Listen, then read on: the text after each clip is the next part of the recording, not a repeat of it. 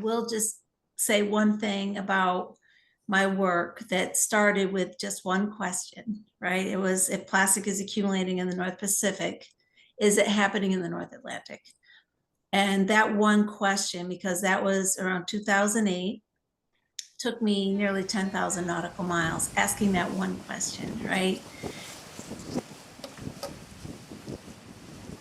You know, about the arts and the science and where they intersect. If you think about journalism is an art form, documentaries are an art form, pictures, all of those things that people use to convey a message are now being used to convey science. And that wasn't happening with plastic. This conversation saying that, you know, we knew for decades that plastic was accumulating in the environment, but it wasn't until the arts got involved, until the journalists started telling the story, right?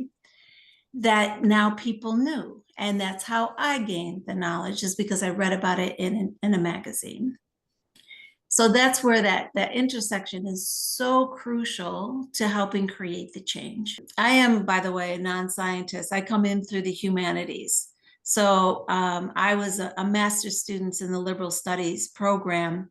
And what was so beautiful about that is that, you know, we're the big picture people, right? We try to make connections between all the different disciplines to make sense of our world and what it is to be human.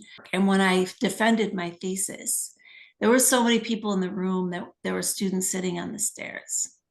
I mean, it was packed. And again, I was not a scientist, but I had learned enough to make all the connections to understand what the problem was, what we could do about it, right? And then the evidence, right? I had all this plastic that I got to talk about, like, you know, whole bottles that had bite marks in it. You know, we knew that the microplastics were being ingested.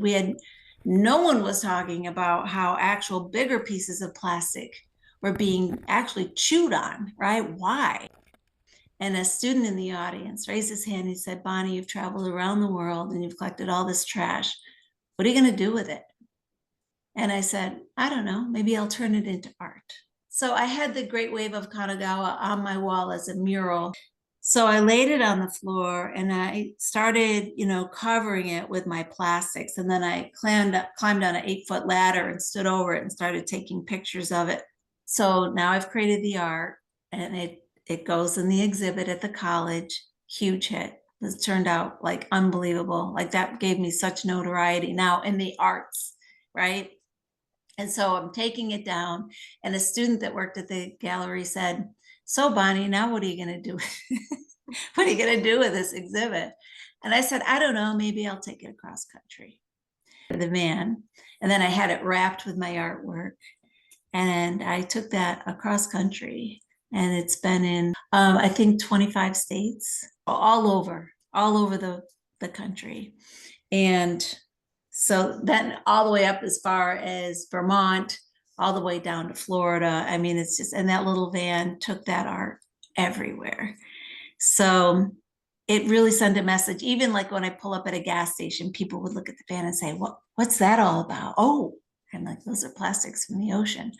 Oh my God, right? So like it would, you know, garner conversation. So that's where the arts are really super important.